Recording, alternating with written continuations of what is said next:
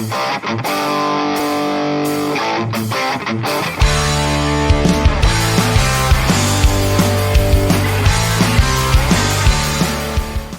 hello. Hey, Jayme, Good how's show it going? today. Yeah, I'm doing good. It's been a good show. It's funny because like I work with pasta, and you start the show with pasta, and then you're going to end the show with me. So Ah, just for people who don't know, no, yeah, it's a nice little book ending. Great teamwork today for sure. yeah, and we got some new people watching today, and they said they found you on Garland show, Oh, so great. that's good. And somebody else found you. I don't know if they found you on Garland, but they just said they just found you, and they're very excited to be here. I'll throw that one up on the screen now since I'm talking about it. So here you go. Pam ZZ1 just found you. Great content. Great content. Thank you.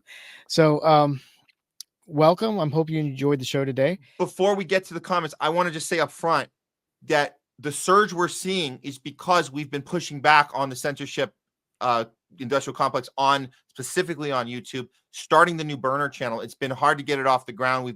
It's only existed for 4 months. It's called THL, and you can find it at THL Presents. I suspect It's one word too. Just THL Presents, no space. that's if you type it in with the @ sign, it'll come up. THL. Right. If you put the space in there, you're not going to find it. Yeah. So copy this, guys. This is it. This is actually what you type in. It'll go right to the channel. We had a video that we did on Galado, and it blew the hell up. It might be close. I don't know where it's at now because it's been going. So scroll down to the just under the live one. So now, yeah, we've doubled our followers in just overnight practically, because we had less than 1,000.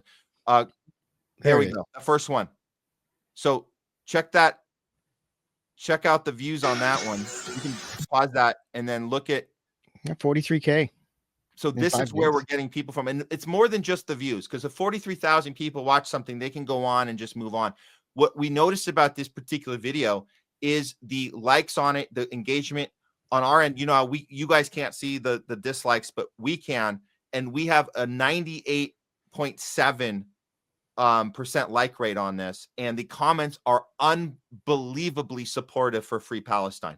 Unbelievably. If you guys go, we're at over 1,000 comments now. So it's showing with hands down that the support of people on YouTube is there. It's been there the whole time. And the reason they've wanted to cancel us is because they didn't want us to discover this type of engagement. So if you guys are somebody out there who are watching us live right now or on the replay, whatever, you're watching us right now and you found us through this video, I'm so glad you found us through this video. Stay part of our mission. We're here twice a week. We're doing the show. This is one of many stories we cover. But of course, if there's a disruption, we're there. It's part of what we do, challenging power. And Galado needed to be called out. And man, did people respond to this. So we welcome you guys all here now. If this is the means it took to get you here, we thank you so much. And we're glad you found us. If it was through this video or any other way, thank you and welcome. And 43K is a lot for a suppressed channel like THL Presents, because it is suppressed. Like you can't find it just by searching for it and being close. You have to know exactly what you're looking for when you're searching for it on YouTube, or you're not going to find it.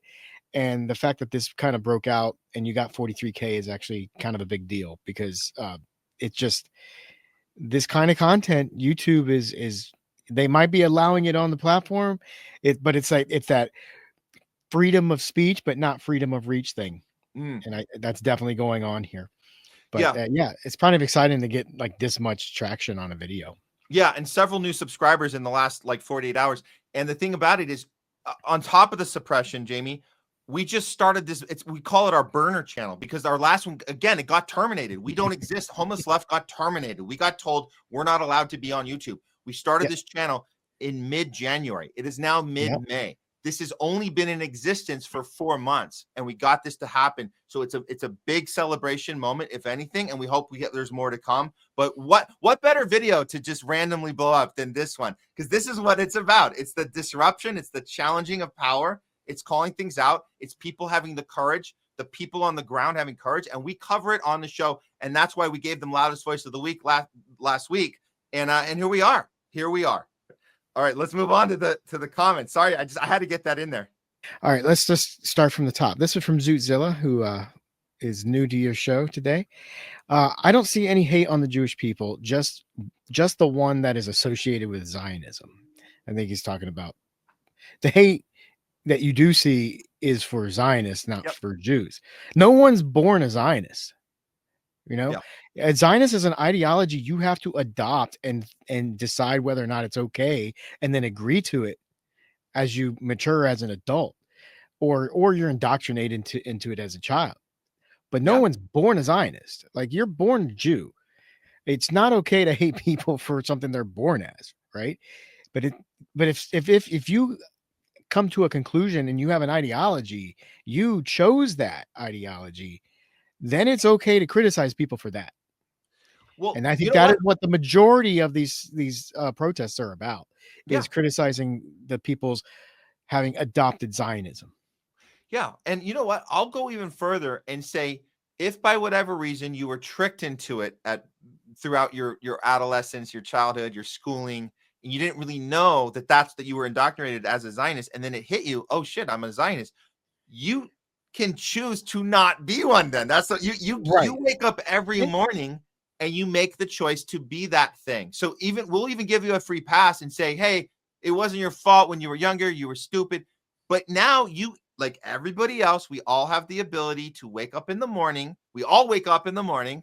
Most of us do, not children in Gaza. They don't wake up in the morning.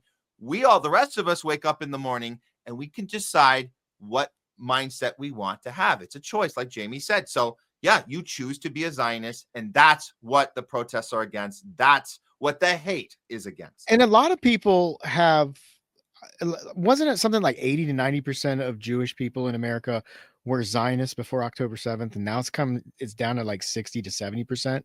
A lot of people have learned what Zionism actually is since October 7th and said, you know what, I'm not on board with that like I thought I was. Yeah. There's like different levels of Zionism too, like the people who think it's okay for Jewish people to have a Jewish state, and they support that, but they don't support what Israel is doing now. Anyway, yeah, thanks for the comment, and we're going to feature several more. Okay, you did a lot on the anti-Semitism today, so we're going to go to Miss Rachel. So this was a joke from CEB Applejack 59. Said Miss Rachel looks anti-Semitic. Definitely a sarcastic comment. They said so in another comment, but I just wanted to highlight that because it's just amazing. We talked about this a couple weeks ago, where they've just decided that anti-Semitism means people who don't like seeing kids getting killed by Israel. So maybe she is anti-Semitic by the new definition of it. Yeah. And then maybe we shouldn't be ashamed by being called that if the definition is we're against seeing people being slaughtered. So it's a ridiculous word altogether. So yeah. I appreciate the humor here, because it's like from Applejack, because it's ridiculous that you would even call yourself Semitic when you're not, when the Palestinians are. So you didn't just steal their land, you stole their terminology too, and you used it. It's like you're doing everything it's so ridiculous that why not? Let's embrace it. Mm-hmm. We'll steal it too. You want to label us that? Then we'll redefine what it means too, because you already redefined it. Yeah, I mean, because the most insane thing about this is our Palestinians are also a Semitic people. And if you're standing up for the Palestinians, you are by definition pro-Semitic. But thank you for the comment.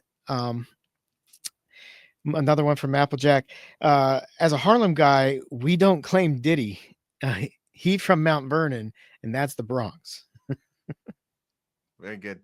Thanks, Applejack. Nobody wants to claim Diddy anymore. Did you know Call of Duty, there's like a taunt that the kids are now calling Diddying, and Call of Duty is having to ban it. But in this sweeping of banning that, they're also banning teabagging, which has been a classic move going back from the early days of Halo. And now they're saying teabagging is going to be a bannable offense as well. I'm upset about the teabagging thing, not so much upset about the Diddying thing, because the Diddying thing is associated with what it's associated with. Oh, But word police. We love the word it's police. censorship all across the board. So I'm just against it on the basis of censorship. Yeah, of course. We have to be. That's the point. Yeah. Did you get the memo? Can't say this now. Can't say that. This implies this. That implies. Oh, come on. All right. Yeah, but nobody wants to claim Diddy. Yeah. I No don't one blame wants to him. claim Diddy. Okay. Thank you for Diddy's that. giving a bad name to baby oil. Mm. All right, next comment. Oh Jesus, this is feel good Israel independence genocide zombie celebration. The cheesy backing track. Oh God, I want to puke. Thank you for Bunny Ripley for that. This was from when you were playing the opening video. This was the where opening. Yeah. Everybody was congratulating Israel on their independence. My question is, independence from what? Well, this is. I mean, you could say it's their birthday when the country was established, but there was no independent. Yeah, I think we did They a are better independent, job. but they were just founded to be independent. There was no It's so weird. They're one they're almost. to be independent from. I feel like there's more stealing going on here. So that Yeah. the fact that in our education system, the Western world, we have our story, right? It's a good story that we had to get out of British rule and the break off on our own. And yeah, we had a little issue with the Native Americans. That oopsie. But we had a Thanksgiving dinner and all's well. We all shared the table together, Pilgrims and Indians all together. Blah, blah. But the independence story works in our regard because it's this idea that we broke off of something, Right, and started our own. So, but Israel's the opposite. They didn't break off it. They were set there by the British government. It was purchased and set. It was the opposite. And so then you have the raping and pillaging and murdering and stealing, and then you're still doing it now. Like now, it's like it's insane. And then you're gonna call yourself Independence Day. I think they're stealing our story and we're going along with it because it sounds good and we're used to that language. We go, oh, it's right. 4th of July independence. Oh, it's Israel's independence. So they know they can convince us that it sounds good when really it's the exact opposite. And we're talking about Nakba. That's the thing we should be not celebrating. It's horrific. It's absolutely horrific, and we should be shouting about it. Which we have been doing today on today's show, primarily specifically today, as you saw in the #1 story on the Top Censor News. Go back and watch that if you guys missed it. That was our Top Censor News we did with Craig Pasta earlier. Israel was established because of the atrocity that was committed against Jewish people in the Holocaust by Germany. So then they move a lot of Jewish people to Palestine, and then the Palestinians, for some reason, have to pay for the crimes of the Nazis. Yeah, that's why do they have to pay for the crimes of somebody else? Because God told them that. I don't know, because it's in this, because it was written, Jayme, because it was written. Yeah, I don't buy that excuse at all. But that's the one that we're given, and we got to go along with it. All right, thank you for the comment. Next one from Which to Go. Godot's filming in the UK was disrupted again today, apparently. Oh boy. Well, we're going to have to do another follow-up on that one. I love it. We've done 2. So we had covered 2 of them already. So this is according to Wish to Go, this would be a 3rd disruption. Yeah.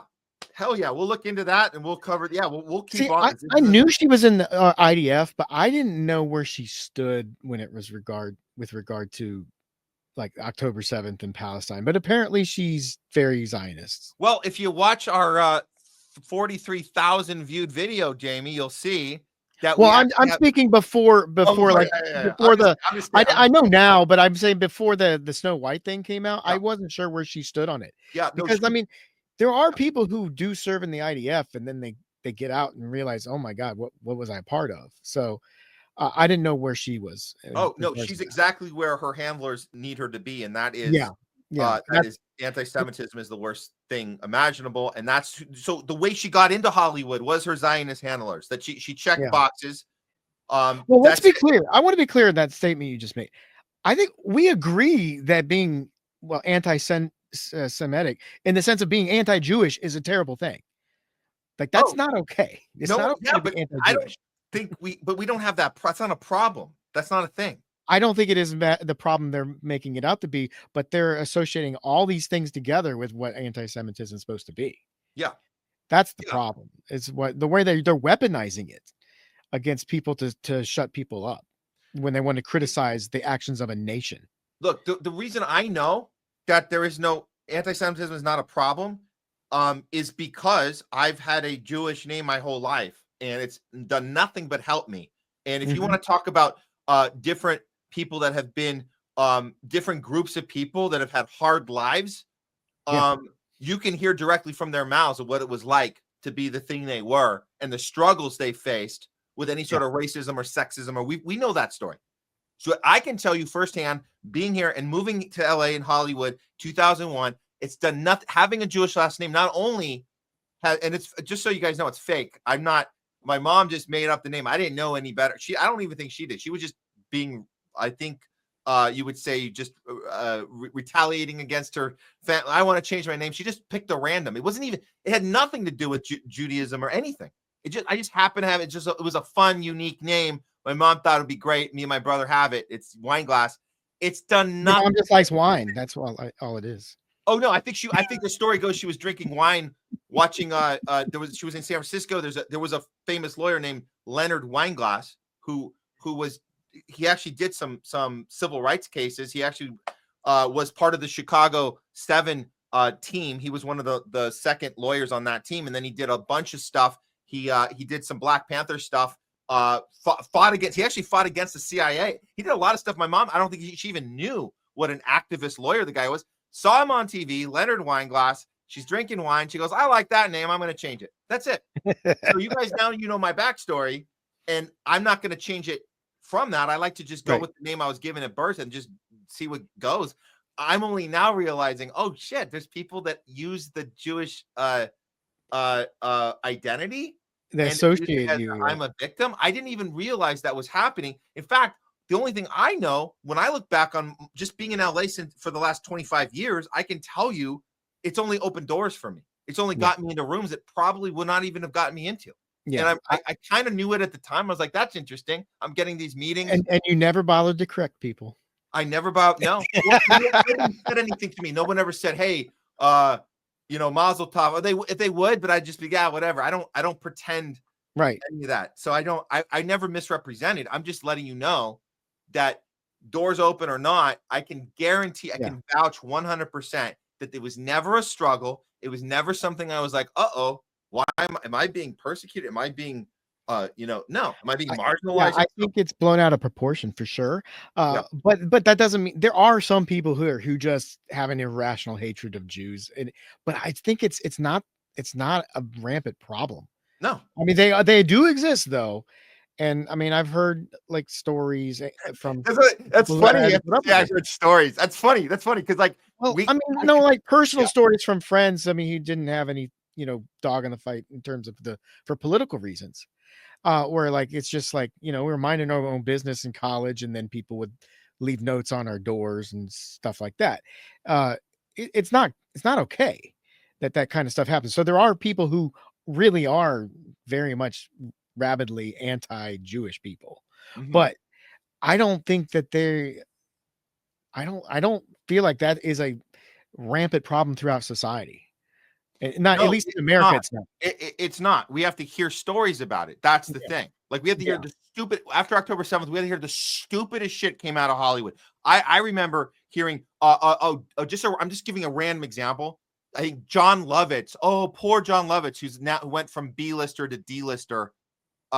Is saying, I feel like I need to speak out because Iron Man 2, I was called to play a role, and then they called me and said that Gary Shandling's getting the role instead, and I was supposed to be in that scene with Robert Downey Jr. and then Gary Shandling, and you know what they told me? They told me there's not enough room for people like you. We only have one role for people like you, and what they meant was Jewish.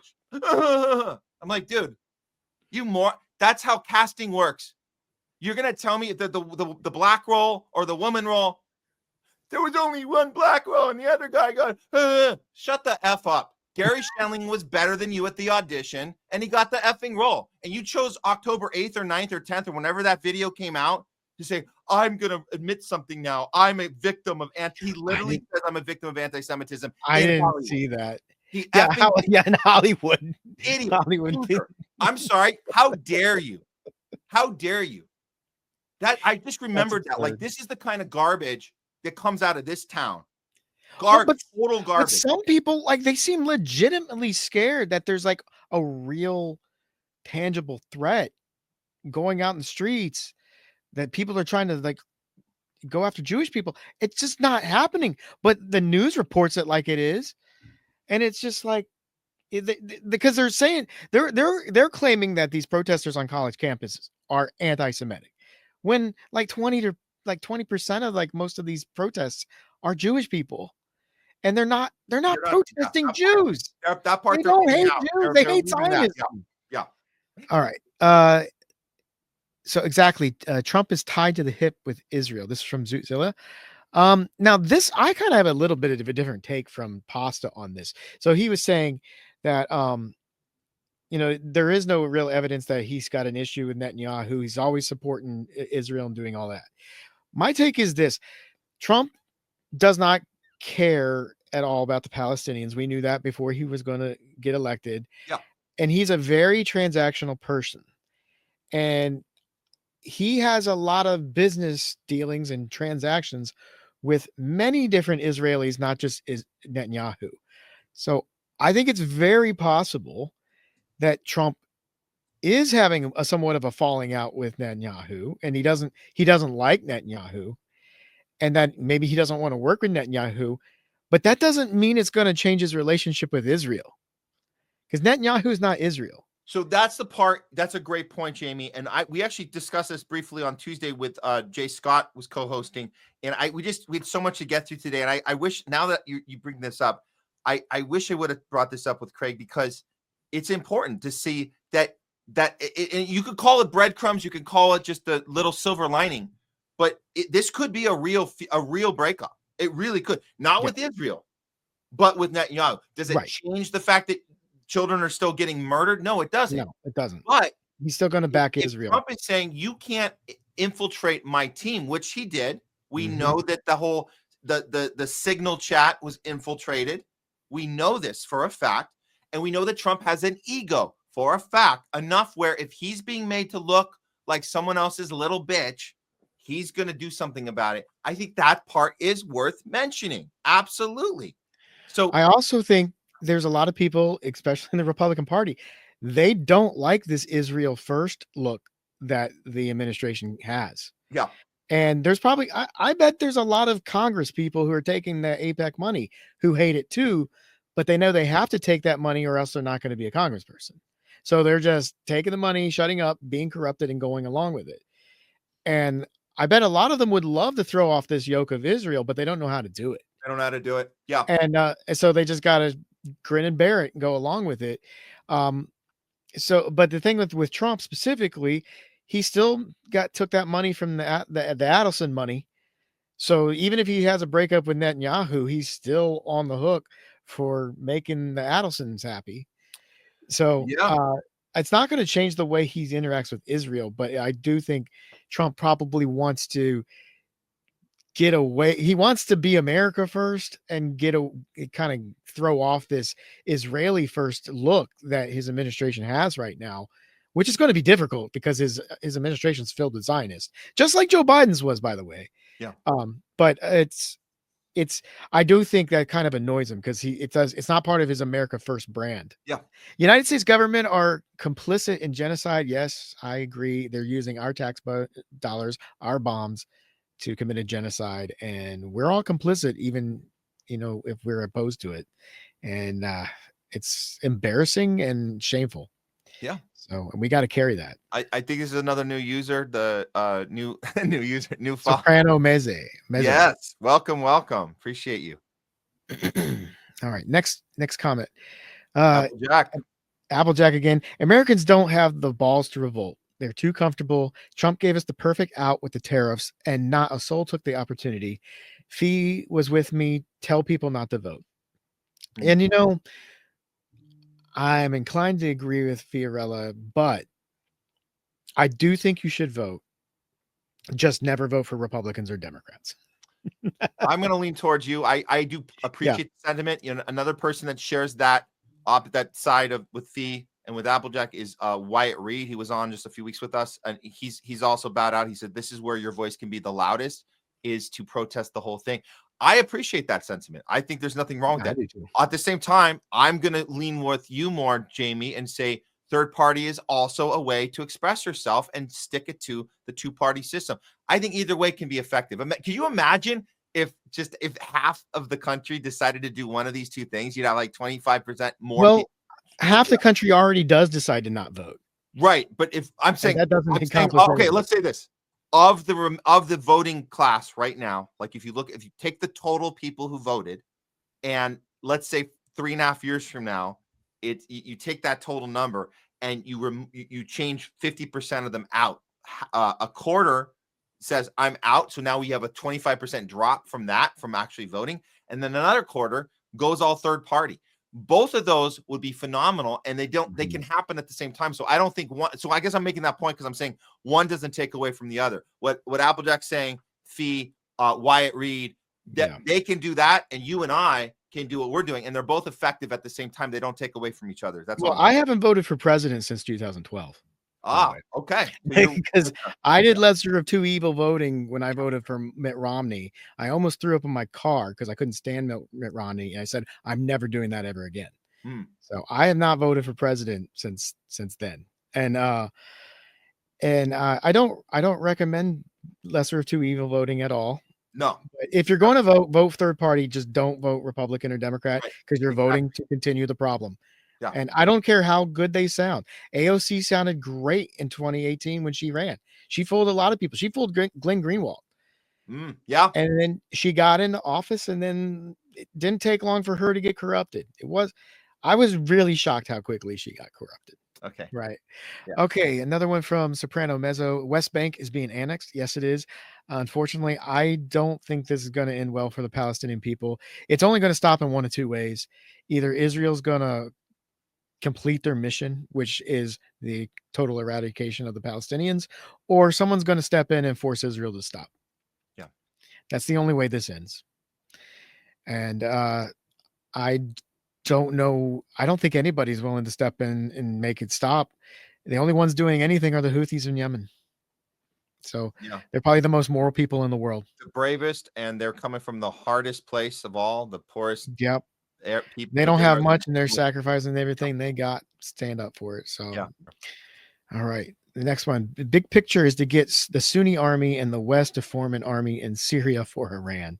So Zutzilla is saying that's the goal for why we took over Syria, or why we destabilized Syria. And it was all. A lot of it is all is about going after Iran, because Iran's the big holdout, right? The seven countries in 5 years, and Iran was the big prize at the end, the final boss. So they got to get still got to get the final boss. Still haven't defeated it. Yeah, final boss. Yeah, I mean, who's the bad guys when you hear this plan, this idea? Who's the bad guys in this situation? Let's just leave it on that. Yeah. Well, look, I regret not asking the follow-up question when I realized 9/11 was total BS. I realized that I think around 2000. It took me a few years. 2005, I realized this is BS. But I was 4 years late to it. But it never occurred to me to ask, because what Wesley Clark told us, like you said, the seven countries in 5 years. The order was given from upstairs. Okay. Who gave that order? It never occurred to me to go beyond the realm of the Project of a New American Century group. It never occurred to me to go further than the Dick Cheneys and the Wolfowitz and the Rumsfelds sitting in that room saying, how can we speed up, get the manufactured consent for war? We need a new Pearl Harbor. We want to get Halliburton some massive dough, and Iraq this and that. It never occurred to me that we were doing someone else's thing, like for them. And so it was like, I thought it was just Dick Cheney wanted to make some money on Halliburton. And I thought that was the end of it.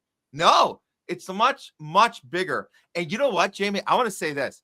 I'm having these discussions now, and to me, it feels like we're going further down the rabbit hole than we ever did.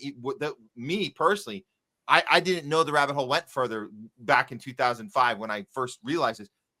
We're going further down the rabbit hole. Yet it seems that there's people, friends, family, people that are more willing to have the discussion now when they think it might be a foreign entity than they were to say, how could you believe that George Bush and Dick Cheney would do this to so they're more willing to have the conversation now when you go, who put them up to who dancing Israelis, they're go, oh, that's weird. Oh, that's weird what Netanyahu was saying and telling us we have to go stop Iraq, stop Iran, stop Syria. That's weird. So they're more willing to look at it. I think that's interesting. Have you noticed that it's like that if you there's a lot more people now that are questioning 9/11 than there was 15 years ago. Yeah. That's definitely for sure. Now we have social media. We can look back and do time code. We couldn't do this at the time, but it's 100% fact that from the second on the live stream of the second building being hit, when it was officially started to be talked about that this is on purpose, because remember the first one, it could have been an accident. So the news across the globe is saying we have a problem. We have a second building. If you start the timer on the clock from the moment the second building hits and you count 46 seconds, that's how long it takes for them all to have gotten the memo or the fax or whatever, the email, the memo, the fax, to report on who did this. Osama bin Laden. They told us 46 seconds after the second plane hit. That's all you need to know. And then coordinated operation. In 2001, coordinated psychological operation. We couldn't communicate as quickly as we can today in 2001. It was still, we could still do a lot of stuff, but we were still using fax machines back then. Yeah. So, the memo was given. But that video from the BBC where they've got the reporter standing there saying Building 7 has fallen while Building 7 is still standing in the background right behind the reporter reporting it. That's. Do you know? Leslie just told me this last night. Netflix is releasing an Osama bin Laden docuseries. I wonder if they're going to include his letter, the one that they took off. They're going to do the hunting of Osama bin Laden. This feel good CIA checkboxed story, probably funded or aligned with Obama. Obama has a Netflix deal, so I'm assuming this is one of his project because he got that little Obama got him right. Never mind the fact that Bush had people. We had soldiers under Bush who had Osama bin Laden in their sights, and Bush didn't give the order to go after him. Yeah, because they needed the excuse to keep pushing the war. They kill babies in incubators by cutting off power and shooting doctors. And if they're destroying hospitals, we're the ones who do this stuff, and it's almost like projection. We blame the countries we want to go to war with for the stuff that we actually do, and then say they're the ones doing it. We got to stop them. Yeah, and we know the drill. They don't show us the footage because it's too horrific. We have it right here. What Hamas did. Oh, the babies in ovens, severed heads. Yeah. Oh, well, can we see it? No, we can't show you the evidence. If they actually had evidence of it happening, they would show it on the news 24/7 for an entire week. Yeah, and then it actually was happening. Yeah, and then we have this actual footage that we see every single day, and that's like it's not. Oh, you guys are just I don't know how they ignore it. It's like we will show you. It's right here. And like so it's just it's total projectionism and displacement and all the Freudian things you want to call it as far as psychological f up stuff you can do. The old switcheroo as it is. Let's do two more and then we gotta wrap it up. So we shouldn't go. The Mendes brothers should be released. I think we kind of agree with that from the sentiment of the way you covered the story. But yes, we agree with that. I want to get to this one because this was highlighted on Rumble from Sherry Wise. Trump is all over the Middle East now. What else is he up to right now? Is he trying to find a new home for the Palestinians? What kind of deal is he working on? I think he might be paying lip service to finding a new home for the Palestinians. Or maybe if he can move him, I think he might actually prefer to move him than have him get killed because it's just a bad look. But I don't think there is any solution. Nobody's going to, there already are Palestinian refugees settlements in all these surrounding countries, and the other countries, they don't want any more of them. but there is a possibility. Hey, let's just stop what we're doing now. Take the win for where you got it, put it on pause, and then you can find an excuse to pick it back up and continue doing this in a few years. They're not going to stop until the Palestinians are gone.